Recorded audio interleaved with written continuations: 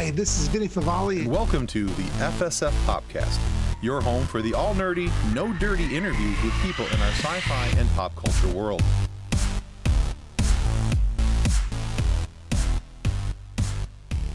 Hello and welcome to Pop Culture Addicts. Our guest today is the co-founder of Comedy Central. He's been an executive in charge of production for shows like the David Letterman Show. He's been involved with Stephen Colbert's events on CBS television. And he was the president of talent development and live events for CBS as well. He's an author. He's an avid Beatles fan, and he's been a podcast host.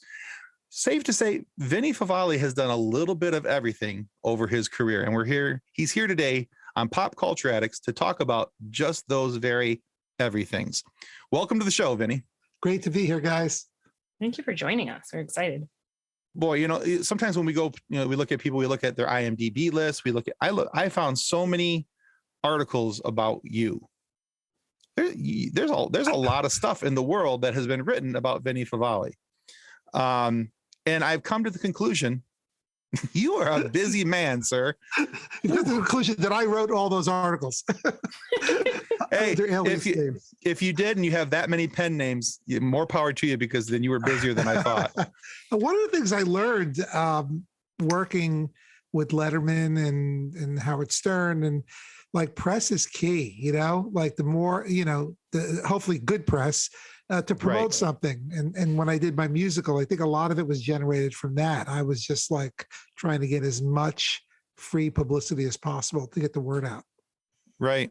Well, actually, that leads me right into my first question for you, because, with all the things that you've done, you also found time to write, as you mentioned, a musical called HereAfter. Right. So this is a two-part question, okay? First off, if you would, please explain to our listeners about the musical and its inspiration. And then secondly, from my understanding, you're not a musician. How do you write a musical while not being a musician? I know, right? That's crazy. I have some good role models. The quick answer, as quick as I could make it, on the musical front, does Broadway cover Pop Culture Addiction for you guys, or musicals Absolutely. In general? Yeah, absolutely. I'm a huge musical fan, so yes. Oh, great. It does. Okay. Excellent. I am as well. And growing up in New York, I've had access to like some of the greatest shows of all time. So I love musical theater. Love rock and roll. I want to say it was in the like 2004, 5, that time period. I wrote a song. I had been writing songs more as a hobby for fun stuff. I don't know if you heard that Howard Stern found one of my old songs called Restless, and it was a horrible song, an admittedly horrible song that I wrote with my buddy Taj Gizmondo.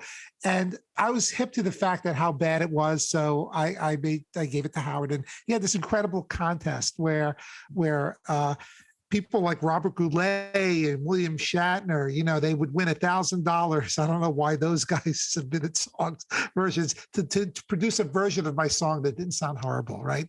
And through that process, I met so many great musicians, and I realized like the beauty of music, how you could take a crappy song, but if you say, make this crappy song sound like the Beatles, in the hands of a good musician, they could turn that into a Beatlesque type number. Okay. Right. So that's kind of like an important background to this. So it was around that time period when I saw one of those memorial trees on the side of the road. Heartbreaking. You knew an accident happened there. By memorial tree, it's really flowers. Right. It's usually on the side of the road, not always a tree, but it's just like a roadside memorial.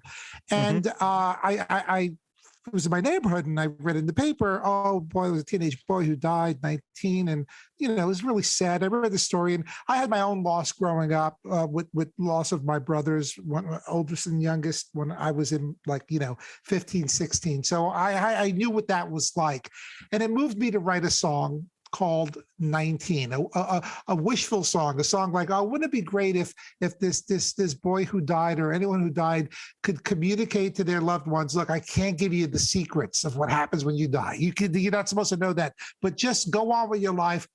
I'll be fine. Just one little thing, And so I wrote the song, and I'm like, and I got one of the Restless bands to record it. Now I had access to someone, and by writing it, I write a very simple melody. I'm really good with the lyrics, and the melodies have to be earworms because I have to be able to la-di-da it to you. I mean, Sure.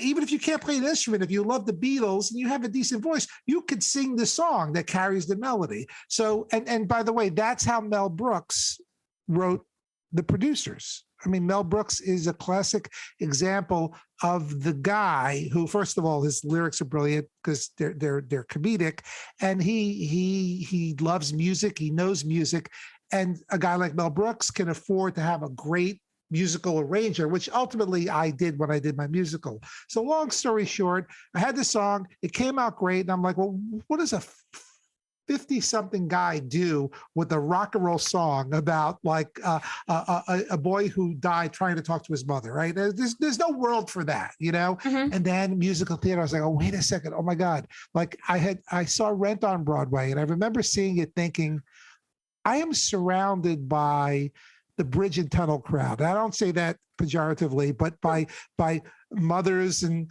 grandmothers and kids from Queens and Brooklyn. They've come to see this musical and they're loving it, right? If I sat those people down and just played them this new album by a group called Rent, like they wouldn't get through 3 songs, right? Because it's just the music would be too heavy. But if you surround it with this beautiful story and these incredible performers, it's not a rock and roll edgy album anymore. It's a show, and that's just part of it. And that's when I realized, oh, wait, that's where a song like this could live. Maybe it's a story about how we deal with the loss of a loved one, something I have experience with. So and with my partner, Frankie Keene, she and I wrote it together. We came up with this very simple premise. 3 women who don't know each other find themselves in a group reading with a psychic who's supposed to be good. Like, you don't know if he's good or not. They're all supposed to be the best, right? Like, you got to go see my psychic, and over the course of the show, the spirits organically come up through flashbacks, but then they linger. And that's basically the premise of the show. And it takes place in real time. And I structured it like a chorus line. I was like looking at some of the great shows out there and figuring out, okay, these are kind of mirror characters. And that's how it came to be. And, it was the early days of Kickstarter. Remember that? The good old days of Kickstarter when you weren't annoying your friends and family. And we wrote the book, we wrote the music, we had some really great demos, we had done some readings, and we felt, now the thing about a musical is like you have to gather like a lot of troops together. In my case, it was like 10 actors, and a band. So we did some readings. We thought, you know what, this is worth it. So I did a Kickstarter and raised a good chunk of money, but I still had to put a lot of my own money into the show. And we had an amazing off-Broadway run. And then that was it. It was licensed in Spanish. It's played in Argentina. And, it's out there now, and hopefully it'll come back again. So that's how that all happened. That's really cool. And I agree that with Rent, if you're not familiar with the story, if you're not seeing the characters, there's no way anybody's going to make it through the opening number of that album even. Right, exactly. Like, could you imagine, like, even your coolest aunt, right? Or grandmother or whoever that loves Broadway, that goes to see all the shows. If you just said, hey, listen to this song, I think you're right. You'd lose them halfway through it. Right. I mean, they'll make it through Seasons of Love because that's the earworm. That's the one that catches everybody. That's the candy, but it takes a while. I mean, that opening numbers, it's very, very intense. But oh my God, how great is that? I know, I love that show. And did you like the movie? I did. I love the movie. Tim is not a musical fan, so this is totally out of his ballpark. Tim cured his addiction of musicals. I am out in left field looking at the bleachers, completely lost. So okay, well, we'll rate it into other things, but let's just put a cap on that. We love Rent, we love musicals. Oh yeah, there's more musicals involved. No, you can keep talking musicals. It's fine. I am by no means. By the way, my favorite musical of all time, and it's also because it's just coincidentally it happens to be one of my favorite movie of all time is 9, the original 9, based on Fellini's 8.5. Yeah. I saw that with Raul Julia in 1982, and it's still an incredible score.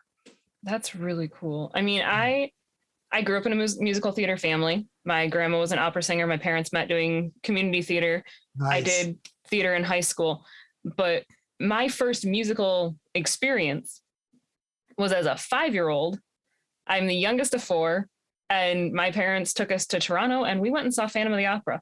Oh, that's such a in the Pantages Theater at 5 was horrendous.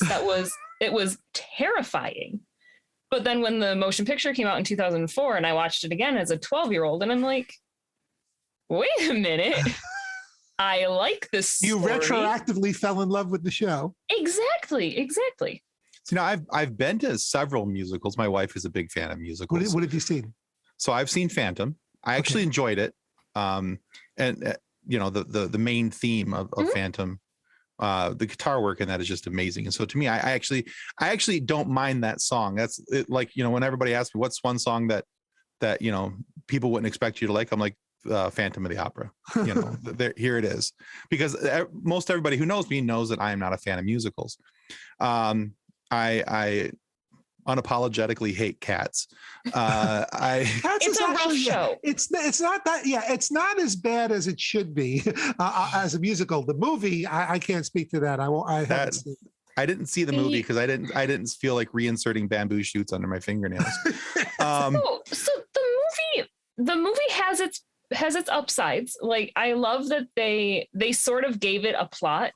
It wasn't just the song lyrics of a book of poetry. There was an underlying plot with McCavity's plan. They kind of spelled out what he was doing a little bit more. Other than that, it was atrocious.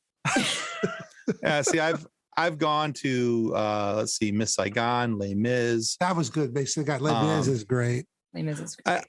I spent 3.5 hours looking at my wife going, what's happening? Why are they singing it? Really? Is all this happening just because of a loaf of bread? What's going on? Yeah, I was completely lost in Les Mis. Yeah. It was bad. See, I have a problem with people talking to each other when they could just like talk, and so that's probably even more why I hate Cats, because now it's people in cat outfits doing it. It's just like, yeah. In the movie Les Mis, I wish Russell Crowe would have talked. I mean, they ruined that movie. There's just hire singers. You don't need actors to sell that movie. I mean, Anne Hathaway did a fantastic job as Fantine, but Russell Crowe, yeah. That wasn't good. Like if you so Tim, if you saw the Les Mis, Kathleen, you probably saw this, the Les Mis concert on PBS where they do the show not in costume, they're just singing the songs. You would like that. That's really cool. I recommend looking up the 25th anniversary one. Yeah, right. My wife used to have it back in the day on something or other Les Mis on CD. Yeah, that was a triple CD set. That was a huge. Yeah, she had that, and we lost it in a move. Not my fault, by the way. Not my fault. But we lost it in a move, and I was not sad. I think the 25th anniversary of Les Mis is the one with Nick Jonas in it too. No, Jonas is a later one, I think. Oh, you're right. It's been so long. I think the 10th anniversary one is the one that has the original guy in it. The original Jean Valjean. 9 was a disaster as a movie. Horrible. I thought they did. How could my favorite? That was a mashup of my favorite movie, Fellini's 8.5, and my favorite musical 9. How could you go wrong? And it was horrible. I went and saw Les Mis twice in Kalamazoo. It was at Western Michigan University's Miller Auditorium. They've got this really cool, or they did, when I lived on that side of the state, they had a volunteer usher program. So my aunt worked for the school, so she could volunteer to be an usher for shows, and then she got my mom and my brother involved in it, and they could bring a guest usher. So I mean, you're handing out pamphlets for the show, but then you get to sit and you get to watch the show. Oh my God. So I went and saw Les Mis twice. I saw Jersey Boys, saw Wicked. Great. I didn't like Wicked. I don't know why. It's hard to get into. And I'm not a fan of Adina. How did John Travolta pronounce her name? Adina Menzel. Her Adele voice. Dazeem. Yeah, Adele Dazeem. I feel like I should. That's one of the shows where I feel like I should. I mean, you guys probably encounter that all the time as pop culture addicts. You know, whether it's a movie or a TV show. Sometimes when the hype is so big, I'm almost afraid. Like I haven't watched yet. What's the big show on Apple TV?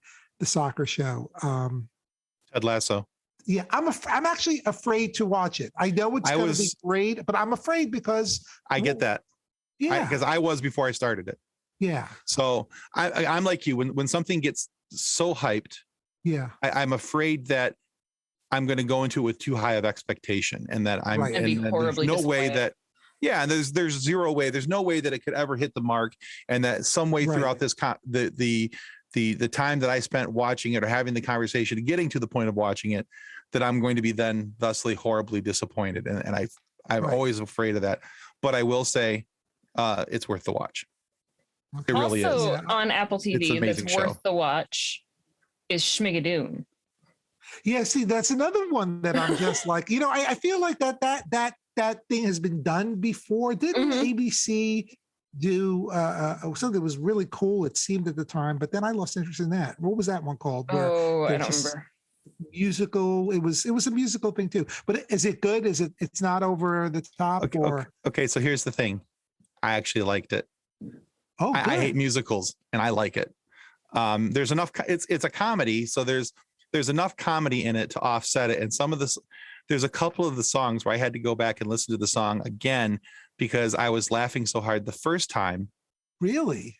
Yeah, that I had to go back and listen to it to see what I had actually missed the first time through. All right. Well, and as a musical fan, though, I mean, there are so many parodies and drawbacks to other shows that I mean, they straight up make fun of some other musicals, but in the best way possible.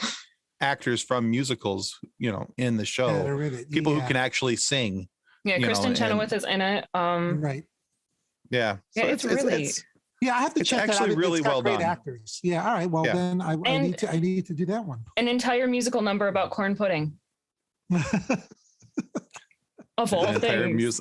An entire Corn musical pudding. number about sex education. That's true. That's the winner. That one is That's the winner. Really? Yeah. One show my that God. I hadn't watched. I didn't have the time. I'm not aggressively not watching it. It just happened that I'd heard about it. And then when I watched it, I was like, oh my God, this is the best show ever. Bob's Burgers. Mm-hmm. Mm-hmm. It's phenomenal. It's That show is hilarious. Like, how was that on for so many years and I didn't watch it? I didn't see it. So I love that. I still watch The Simpsons. Oh, There you yeah. go. Excellent. So still on the musical topic a little bit. We had talked pre-show about having interviewed Art Bell recently, but my husband actually found a video of you and Art Bell talking about Mel Brooks, who we've already talked about a little bit. Yeah. So talking about the producers, why do you think that it was so remarkable, especially for its time? And why should Tim watch that one? Are we talking like the movie, right? The original movie? Either the original, well, I There's so actually many like the versions remake of it, yeah. version more than the original. but Well, the both are good. remake, the remake is actually the full-fledged musical, right? The remake, the one with Matthew Broderick and Nathan Lane. Yeah. Well, I'm actually reading Mel Brooks's biography now. Highly recommend it. It's so good. It's just a great premise because there's some truth to it. And working in musical theater, the desperation. It's like, wow, we have to get all these people to invest in the show. And wait a second, when the producer was Zero Mostel, like just his portrayal of Max is so great. But I think you should probably start with I think you should watch both versions. I would start with the original only because Gene Wilder and Zero Mostel. How do you go wrong with that? And it was Mel Brooks's second film, I think, or first film. It was, and it's amazing how, it's only like it was like 25 years from Hitler, the time span. This was in the mid 60s, and he's making a movie where obviously he's making fun of Hitler, but still, sometimes people right now you couldn't even get away with it. I don't think because people couldn't look beyond the swastika. They was, well, it still has a swastika, so we will not allow this. Even though they're making fun of it like in a real Busby Berkeley kind of way, right on the stage when the woman formed that the symbol, but. Yeah, you really should see it because it really is funny. And if you're a Beatles fan, it was George Harrison's one of his favorite films. Ooh. Oh, really? Okay. Yeah, passionate about it, loved it. See, and I did not know that. I convinced my husband to watch it with me. He tried to watch the original with Gene Wilder, but he's not a Gene Wilder fan. He struggled with that one. He's not a Matthew Broderick fan either, but Nathan Lane won him over. Oh, good. Yeah, Nathan Lane truly is when he does. The Betrayed at the end when he's in jail, and the great thing about Mel Brooks is talk about like Spigadoon. Mel Brooks knows all the tropes of Broadway as well and all the little tricks, and that's kind of the recounting number. It's not in every show, but the big number that kind of calls back all the things that came before. And Nathan Lane, when he does that, oh my God, I know, I love that movie. Incredible. Yeah, it's really. I'm going to go watch it after this now. You got me all excited. It's so funny. I have not. I did not see it live. I saw it on Broadway with the originals. Oh, my brothers went and saw it in Toronto in it would have been 2002. Who was in it when they saw it? Oh, I don't remember who was in it then. Because so many stars were doing it. It's like one of those shows, like The Odd Couple, where I think it was Martin Short had done it for a while, and Jason Alexander. Yeah, I don't remember who was in it when they saw it, but it was so funny. So my brothers come back from Toronto with the, Mom, have you heard of this musical? And my mom's like, no. Okay, well, I found it on DVD and we're gonna watch it. It's like, oh boy. Oh okay. No, oh no.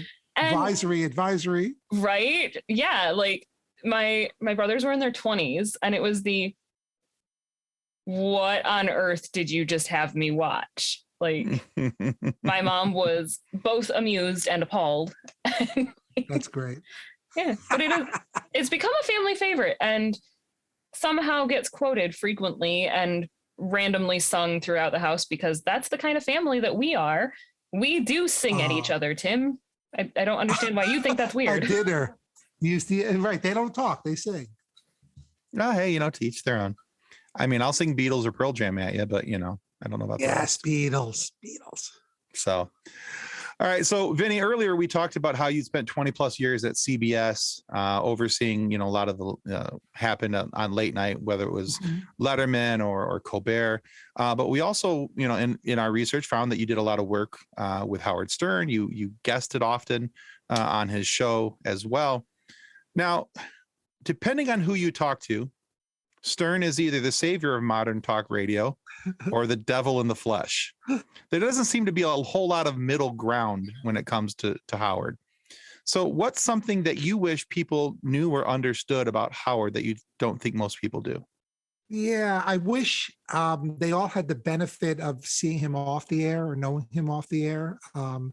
Just a great guy and just could see the wrestling, the pro wrestling aspect of the show. Things that were like, there were even a couple of times where it was one thing happened, I forget, but it was pretty bad.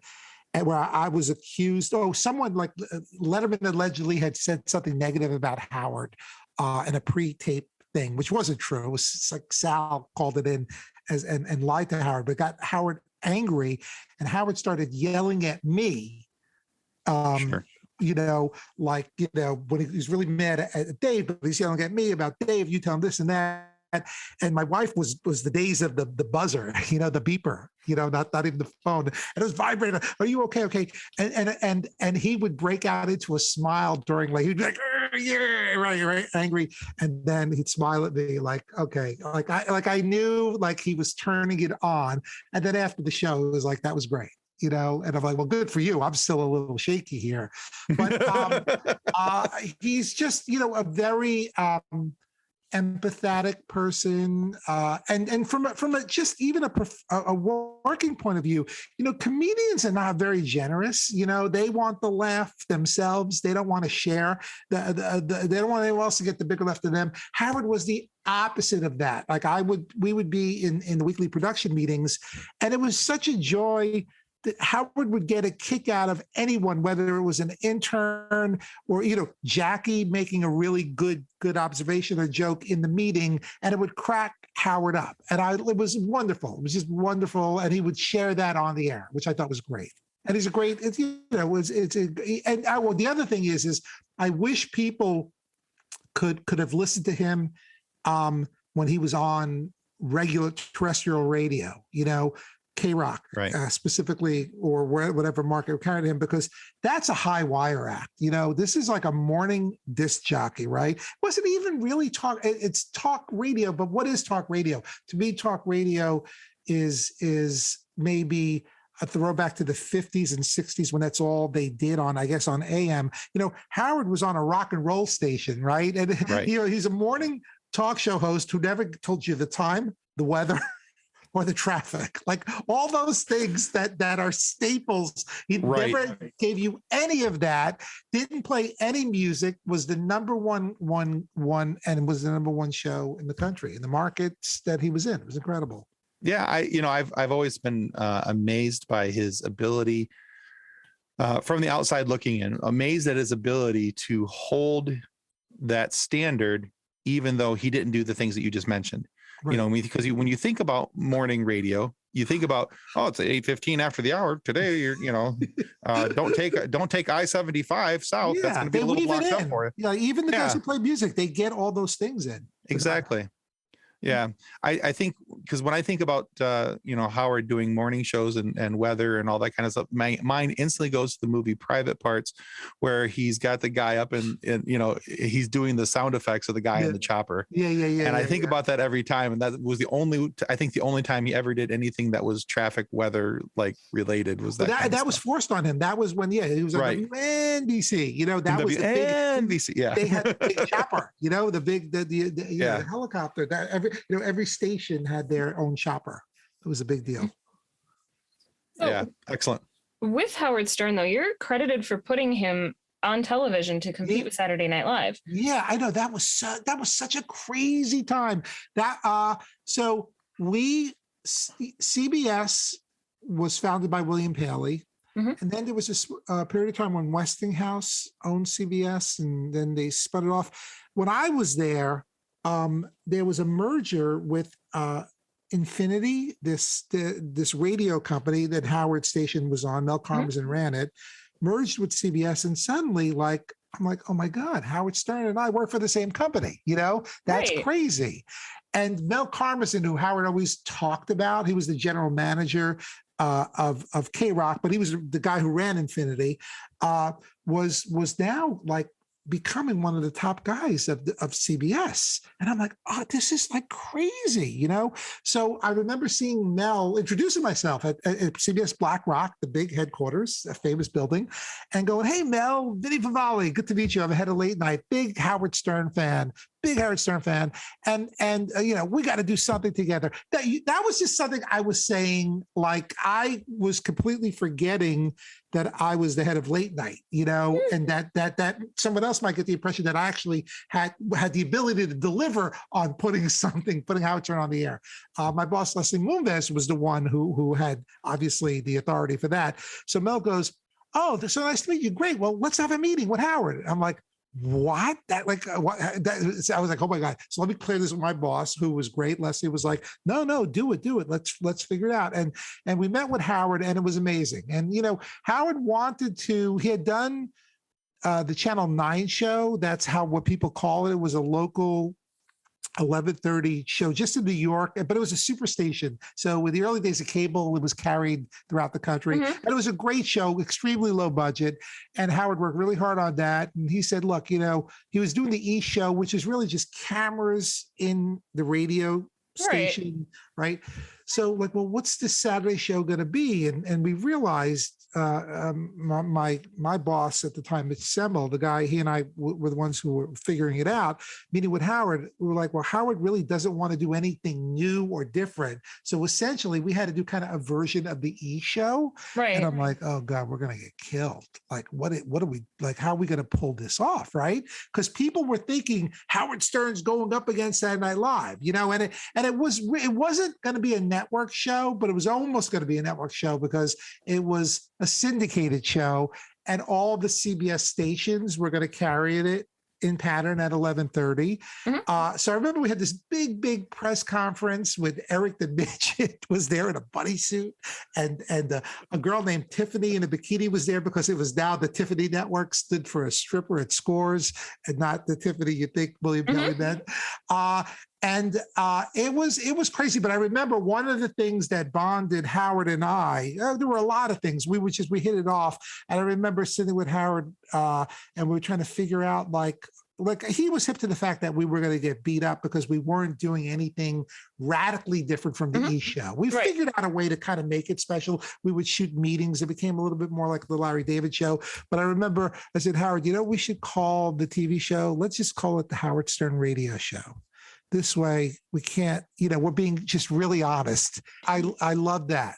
I love that idea because it really does. It sounds cool. The Howard Stern Radio Show, when it was, it was kind of like some visual things for the opening and Howard behind the microphone and all that. And then, you were there. We weren't making any illusions, but that was a hard show to do because I was working with Letterman at the time and I was doing the Howard Show and I was really hands-on on the Howard Show. The Letterman Show, I was kind of there as to support the producers, but also to be there for the network's needs. So there was a lot of negotiating back and forth. I need this, we need that, we need more money for this and that. And I had to be at the taping every night. But the Howard Show was brutal with the censors. I think Howard felt the more over the top he could make the show, the better it would, the more different it would be from E, and so we had like Siamese twins on, and it was just really, people joined at the head. It was crazy. It was intense. There was a lot of things that I tried to help him, get everything he wanted. But like if you have the KKK guy on, who was a running not a character, it was a real guy, and Howard was brilliant by showing what an idiot he was by letting him just speak freely. Right. Well, that doesn't fly on network television or even syndication television, the N-word. You can't say the N-word. And it is actually amazing. I wonder if Howard could get away with that now on K-Rock, because they were liberally using the N-word, again, spouted by an idiot, So stuff like that, Howard pushing back when we needed to bleep, stuff like that. So it was a crazy time, but it was incredible because I got to work with Howard. And then because of that, when you're in Howard's orbit, if you're up for it, you're on the show, you become part of the show because his whole life kind of mirrored whatever happened in his life would be on the show the next day. He'd filter out. It was actually, the thing that was amazing is as open as he was and shared everything with the audience, there were still a lot of things going on behind the scenes with us in the show that he never talked about because he was genuinely angry about things and he didn't want to bring everything up. It was incredible. Right. I feel like though his show kind of set the pattern for a lot of modern podcasts and vlogs. And it is kind of you guys set up this is how you can do it. Show people what your life is, show people what it's like inside your studio. And I feel like a lot of us podcasters are following that sort of model because of the show. Yeah. I mean, when I look at Tim's Backtrap over there, like Howard's studio had all these little things, the Jackie puppet and the Larry King mugshot, photo there. But there were cool things like audio carts and cool lighting, and it's actually kind of easy to replicate now. You're right. It did invent the long form talk, and it was, it's interesting though. Like one of the things I loved about Howard's show too was the phone calls, like the people that would call in, Mhm. and he would sometimes he would discover the next, whack packer, or just, get into really great conversations. And that's the one thing I guess podcasts can't do. Well, they can, but it's like it's not in real time. The thing Right. about podcast, unless someone calls me right now when we patch them in, this is just going to be the three of us. So and I guess that's kind of what Clubhouse comes close to that, right? That app where people are just, although that scares me. Like I'm not quite sure what's going on there. Sometimes I just want to hear it and be anonymous, but your name shows up. Vinnie Favale is in the room. No, I'm not here. I just want to hear what you guys are doing, Right. I just want to listen. I had that for a little while. I don't know. It turned into just either somebody, as a marketing tool for some people or a political tool for other people. Right. And I got tired of getting invited to only those types of conversations when I clearly have no interest in either of those types of conversations. And so I just deleted the app. I got tired of it. Yeah, I same here. Like, and then sometimes like you want to listen to even like I might want to go into one that was on a completely different point of view from mine, because sometimes it's good to know what the enemy's up to, Right. So okay, if there's a neo-Nazi clubhouse, I'm kind of fascinated by to hear what these dicks are talking about. But now you're in there, your name is in there. God only knows like how it'll probably haunt you. Right. Vinnie Favale, we have a screen grab that shows Vinnie Favale in there. Yeah. God forbids the wrong person see your name in there. And yeah. And then if you're in there too, they know you're in there, and then you can't like that's a great thing about radio. Like if these nuts are on the radio, I could hear them, I could listen. Right. No one knows. And if I want to call up, I'll call up. Mm-hmm. Right. Yeah, that's one of the downsides of that app, is that there's not a lot of anonymity, where if you want to go listen to something anonymously, that's not really going to happen. So but Twitter, the great thing about Twitter is, which I love Twitter, and I don't engage in Twitter. I'm just very, very passive. I follow a great, great cross section of people, and sometimes the poison gets in. But I even want to know what Scott Baio's thinking about, because it's like, what is happening here? No, it is fascinating. It's like, it was actually disappointing. In some cases, like one of my favorite bands was the Raspberries. Great, early 70s power pop outfit, like up there with Badfinger, post Beatles, the best. And then it's like, Eric Carmen's like just a raging, supporter of things that I am not into, and I'm like, okay, I got to separate the politics from, and so that's just a case of knowing too much. Right. But that becomes difficult too, though, when it's somebody that you want to follow, because you like all these other things by them, but then there's this one glaring huge thing, and you go, I don't know if I can get with that. And it becomes a distraction, and then you're like, oh geez, okay, let's try to forget that one. Right. And Facebook does it too, just on a personal level. Sometimes you're finding things way too much about friends that I like them the way I think I remember them. I don't need to know all that other stuff. Yeah, exactly. I do that every once in a while. I look up people that I went to high school with, and I'm like, no. Yeah, there was a reason why I didn't talk with you. That reunion. I'll skip that exactly. one. Oh, I didn't talk with you then. I was so happy. My 10-year reunion was in 2020, and oh darn, there was a global pandemic. What am I gonna do? Oh no! Oh, shucky darn it! Yeah, I can't go see you guys. Didn't like you then. I don't like you now. So it was an easy pass. It was. All right. So Vinnie, you've been part of 3 different podcasts. We were talking about how, Howard's show kind of led into the world of podcasting, but you've been a part of 3 different podcasts as the host currently of 3 podcasts, host, co-host. I certainly respect the amount of effort that goes into that. Now, one of them was a one-off like radio style mystery. Oh my God, that one, let me tell you something. That was so great. I think I invented Serial. I did that before Serial existed. The podcast. The mystery of Don Val, right? Yeah. That was Yeah, so you had that one. Of course, you have the one that you co-hosted with Art Bell. Yeah. As the co-founders of Comedy Central, called Constant Comedy. Yes. And then there was the third one, which I was the most interested in about. Not that I wasn't interested in your show with Art as well, but I am a Beatles fan, and so to have one that was Beatles themed, I thought was really cool. Now, there's a Beatles fandom here with both Kathleen and I, and their influence on pop culture is undeniable. It's huge. But what was it about?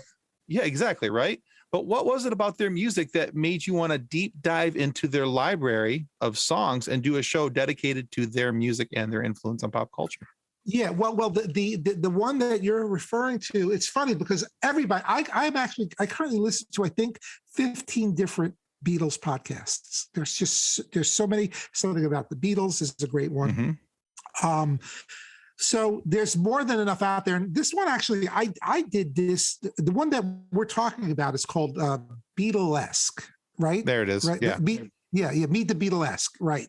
So I said, okay, what could I bring to the table? I did this actually before podcasting. I did it for an old website where I just put it on an audio player. There wasn't even, you could listen to it through the browser. So, and I said, well, what can I bring to the table? And then I'm just like, there were two that I actually were working on. One was Beatles cover versions. There are thousands of versions of Beatles songs, like Bing Crosby doing "Hey Jude," which is unbelievable. Some so bad they're good, some that are interesting. But I wanted to focus on Beatlesque because I remember when I was a kid, my brother would always used to make fun of me when I come home with a new record from EJ Corvettes. It's like, oh, you're gonna love these guys. They sound just like the Beatles. I didn't even know the word Beatlesque, but that would inform all my musical passions. Like, gee, the Beatles did a lot of music, 200 some odd songs, 12 albums, but I wanted more. And that's why I fell in love with XTC and 10cc and Badfinger and the Pez Band and Photomaker. And the early 70s were a time of that. But even now there's still music coming out that's Beatlesque. And sometimes the band's just got one song in their canon that's Beatlesque. That's all I care about. So I think 7 episodes. I have maybe 100 more songs that I need to do. I just have to find the time because, as you guys know, it's just so time consuming to just. What's time? Yeah, what is time? But I love Beatles. I love jangly guitars. I love all the hallmarks of the Beatles songs. Right. The harmonies. It's great. There's one of my favorite. I'm actually working on a book right now that I think you guys will love when it comes out. It's called "Do You Hear What I Hear?" And it's the history of Christmas music going back from the 17th century to now. Interesting. Okay. I am doing like a deep dive. It is. I did the math of it, and it's like 300, almost 300 songs. Songs that you all know. The majority of them, but the history behind them and the cover versions. And this is the prototype of the cover of the book. Okay, cool. But one of my favorite Christmas albums is by a Swedish band who covered 12 great Christmas songs, but as if they were the Beatles. And it's unbelievable. It's unbelievable. They're called the Rubber Band. And it just goes to show you that, like, how that you could, they do it so easily. And you're listening to Last Christmas by Wham, but it starts off sounding like the Beatles doing Please Mr. Postman. It's crazy. So their influence is wide. I just wanted to put something out in the world just to collect these things, because a lot of these songs are just lost to time. People, they just don't know it. But there are a lot of people like us, like the three of us, that really love anything that's Beatles related. Yeah. So here's something I got to ask you if you've seen or not. So are you familiar with the James Corden show? Yeah. Have you watched any of that? Oh yeah. We launched. I mean, I wasn't a part of it, but I was at CBS when that went on the air. Okay. Yeah. So he does a portion of his show where he it's called Carpool Karaoke. Yep. Have you seen the one with Paul McCartney? Oh my God. Yeah. Oh, of course. Yeah, absolutely. Yeah. Absolutely. Well, you're not a fan one. of it because he was singing. Did you like it? Or people were I loved complaining it. that he was singing that James Corden was singing Oh, too I much. could care less about that. Yeah. You know what? It was great. I enjoyed the whole thing. And honestly, I was watching it and I've said this before in other interviews, and we've talked about this particular episode of Carpool Karaoke. When they get to the end there at that little bar, you know, and he goes up on stage and starts performing, and all these people realize what's going on. I got choked up for these people because, well, A, I was jealous of the fact that they were there and I wasn't, and B, so, you know, also so very happy for them that they were getting a chance to live out, for many of them, what was a childhood fantasy, to be able to see the Beatles, but they maybe got to it too late, you know. And that was in Liverpool, Shea Stadium. Yeah, exactly. Liverpool. That was if he had done that in Kansas, I would have been pissed off. You know, it's like, okay, Liverpool deserves that at the very least. Oh, absolutely. Absolutely. So yeah, that was great. I got choked up on the Get Back film. That was overwhelming. The one that was recently on Apple Plus. That was I've been watching that. That was really emotional because, like, here they are, you know, it just took me back to, I was a kid at the time, but it just, I felt like, oh, I'm in the room. It's like 1970s. You know, my brothers are alive and everything is great. You know, my parents are, you start thinking about like, okay, this is that time. Because I remember my older brother, he's the one that turned me on to the Beatles, you know, because he was of the age. Mm-hmm. Yeah, I get that. Okay. It's funny how older siblings have that effect on you. The power that they have. They have the power to give you wedgies and noogies and turn you on to trees until your parents get home. Yeah, exactly. Yeah, your brother helped you get interested in the Beatles. Mine tried to get me interested in Poison and Motley Crue. I think you win. Oh, wow. Look at you. You survived. You survived Poison. Exactly. My older brother introduced me to 3 Days Grace, Avenged Sevenfold, and Bowling for Soup. So. Oh no! Oh God! Yeah. No, I mean, what would you call that music? Like, what genre is that? Like, well, rock? I mean, like Bowling for Soup is Bowling for Soup is more punk rock, but the rest of it's alt rock, definitely. I would call Bowling for Soup pop punk. Pop punk. Yeah, that was. There was some good stuff. Kathleen, don't purse your lips at me. You're like, what would we call Sugar Ray? Sugar Ray. I would call that a change channel. You know what? But they for a while, for like 3 or 4 summers in a row, they had a good summer song. Like, I mean, you know what's the funny thing about them is that their first album is nothing like anything that. It's like after their first album, they found out what was radio friendly, right, and what was, and God bless them, they figured out what was going to sell them some records. You know, good on them. What was that first album? Good on them. The first album was "I Just Want to Fly," right? No. Wanna Fly. Well, that was the first one I think that was popular. Yeah, it was. Oh, really? So did the first album have any hits at all? The only reason why I checked it out was because it's called Sugar Lemonade and Sugar or something like that. Yeah, I can't remember the actual title of the album. So if Mark McGrath ever hears this, sorry, I slaughtered that. But secondly, there's a song on there called Danzig Just Needs a Hug. And so growing up around a lot of hard rock and everything. So Danzig was is a hard rock band. It was called black rock, because it was, a little on the dark side of things. They had some, some of their songs that were considered to have some spiritistic overtones. And so, but the lead singer, Glenn Danzig, always looks mean and angry and all this stuff. And so when I saw the title, Danzig Just Needs a Hug, of course I had to go listen to it because, I knew who Danzig was. And I'm like, oh yeah, he probably does just need a hug. He's grumpy. And where are they now? So what is Sugar Ray doing now?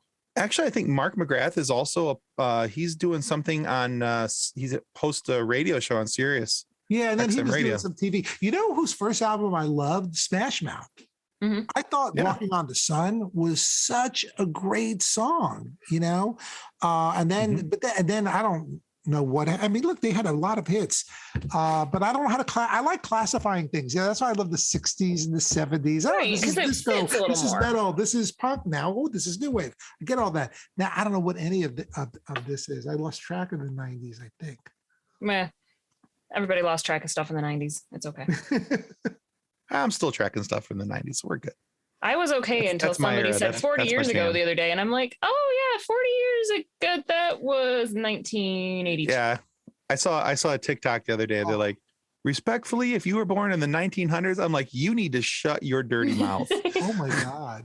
I'm like, you make it sound like we're ancient, you know? Yeah. I get enough of that from Kathleen. So well, okay, so I only do that to you because it's hilarious.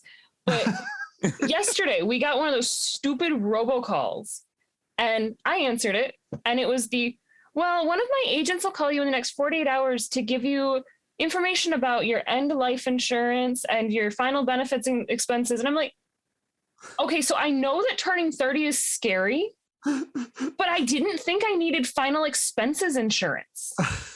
And this guy laughed so hard, he dropped his phone. Oh, that's so funny. And then hung up on me. And I'm like, that's great. I'm like, way to try to scam me. And then you are laughing so hard about the girl who's like, but I'm only 30. I don't need expenses insurance. How sad was it during COVID? Like watching too much daytime TV and Tom Selleck with the reverse mortgages. I'm like, now he does that thing. It's like, now this is not just some kind of scam. And then he does the little laugh to like, sure, it's cover not. That. Of course, this isn't a scam. But it is. Everything. Almost needed to do it like a Jedi hand wave. You don't notice me. This is not a scam. I am not cheating you out of your money. Yeah. Exactly. So rewinding a bit, talking about your musical, it's available on your website and on Bandcamp. The soundtrack's on Bandcamp, and there's HereAfterMusical.com has got a ton of stuff on there. A lot of video. There's a YouTube channel too with all that stuff. So if you could go back and tell your younger self about all of the things that you've done, about your musical, about working on television, do you think that you would believe you? No way. No way. No way. I wrote a piece. It's at VinnieFavale.com. This year speaking of 40, is the 40th anniversary of me being on Letterman, doing stand-up on Letterman, 1982. And that was such an amazing year for me because it was my first job working. I was like living with my parents, I went to Catholic school for 9 years. And then I went to a trade school, a trade school where you go because there's no other choice in life. And I was afraid of electricity. I was taking electrical engineering and I was afraid of electricity. So like I when I went into college, I had like zero academics because the trade school does not stresses very little other than the trade. There was no languages. There's really not math, English, history, nothing. So I was a total rube going into college, and just luck. I got a job right out of college working for WNBC, working in 30 Rock. So at the time it's happening, it all felt like a dream. Like, I can't believe, like I used to, watch Johnny Carson and when his show was coming from 30 Rock, where Fallon does the show now. And now I'm in those halls and I'm watching David Letterman, whose office was next to mine because his morning show was canceled and he was in limbo. So he hadn't even launched this 12:30 show, but I'm like, I used to see him in the hallways. We see each other and we used to both watch Howard Stern do his radio show behind the glass, just like in the Private Parts movie. That's the way it was. And I remember like, he used to be on Carson. Like, he was like one of Carson's favorite guests. So yeah, to answer your question, no way. I still don't believe it. Actually, it still feels like a dream. And I as close as I got to all of that, there were some days, it was pretty heady times where like I was sitting in with Howard in the morning, and then I was going to Letterman in the afternoon and they put me in a comedy piece. So there were more than a few days where it's like, wow, I'm on Howard Stern show and I'm on David Letterman tonight. And it was incredible. But sometimes like you don't want to see how the steak gets made, and it's not fun. A lot of times it's not fun. There is a lot of tension, especially with what I had to deal with in my job, making sure that Letterman had all the things he needed from the network and his people, and sometimes things didn't go their way, and I'd see an angry side of them, and they were justified in being angry, Right. and I'd see Howard upset at things justifiably, and I'm like, oh, it's so much more fun when you're just listening, from the comfort of your headphones or watching from home, Right. But it never hurt my enjoyment of their show. Even now, I still I wish Dave was still doing a version of his show. I mean, but I remain a fan. And actually, David Letterman just launched a YouTube channel, which is great, which is now. So now you could actually, Nice. He did it in conjunction with NBC. So Letterman owns all the CBS shows from 94 to when he went off the air. And NBC owned all the NBC shows, but they merged. And so this channel is fantastic. It's just high quality, versions of all the great interviews and things, and they're rolling it out every day. There's something new on there, so that's cool. So yeah, it's been a great career. I'm very proud of it. You should be. Absolutely. Definitely. Thank you. All right, Vinnie, we have one final question for you. We like to call it our silly question. Okay. So you can answer this as serious or silly as you like. Okay. All right. What is one thing that you wish existed but doesn't at the moment? You just blew my mind. Sweet. Everything does exist right now. I wish that I could, I wish there was technology that allowed me to scroll with my eyes through my Twitter feed, not my hand. So instead of doing this, I could just look and go. That would be nice. That would be nice. Oh, I think that's coming. Yeah. Has to. All my dreams will come true then. There you go. I could go for a teleport. A teleport would be nice. Oh wait, teleport like time travel? Mm-hmm. Or teleport like you could just go to from one place. Like just an instantaneous teleport. Like I can stand on it. I can push a button and then I'm at my mom's house instead of a 3-hour so drive. that's not time. Not time travel. Just that's probably more realistic than time travel. Where I'd like to go back 50 years ago, which would be cool. But I think like Star Trek, right? Where you just beam me up. Yeah. Do you think that's doable ever? Probably not. But No, I think you're going to have some human soup for a while before that actually. Really? But what if there's a version of that? Like what if they could figure out a way to do a holography of you at I guess the benefit of that would be your mom, not you, because you would still be here. But if that holography of you were at your mom's and it just like it was synced up with you the way our watches are synced up with our phones, and every time they talk, like it's like your mom's on the phone with you, only you're there. How cool would that be? That would be cool. See, that's doable. Let's work on that. That would be nice. That could probably podcast. Yeah, that could probably happen in a virtual reality world if you're both inside of the virtual reality and able to interact. Yeah. That's kind of like a Ready Player One vibes. Yeah, like if your mom had this thing, she says, "Oh, I want to talk to Kathleen," and you manifested there, and it's whatever wardrobe that you picked for that, and it's sitting on the couch, and you're at home. You could be in your pajamas, but you're like talking to your mom because you have an earpiece and you can hear everything. Wow, that would be really cool. I just blew my own mind. There you go. A 3-hour drive. Great. Vinnie, thank you so much for talking with us today. Oh, thanks. This is fun, guys. I really enjoyed the conversation. Definitely. So where can our viewers and our listeners go to find out more about your work and what you've got coming out? I guess the best place is VinnieFavale.com. And that's got like links to everything I've done. I blog a lot and it's got all my HereAfter stuff as well. Awesome. We will definitely link your website. Thank you. Thank you, guys.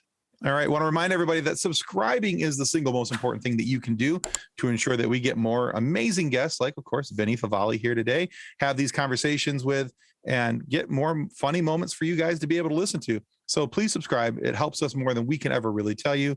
And be sure to go to VinnieFavale.com to check out more information about Vinnie, his work, and everything he's going to be up to. And remember, kids, pop culture is all around you. It influences everything we do in life, every part of our lives.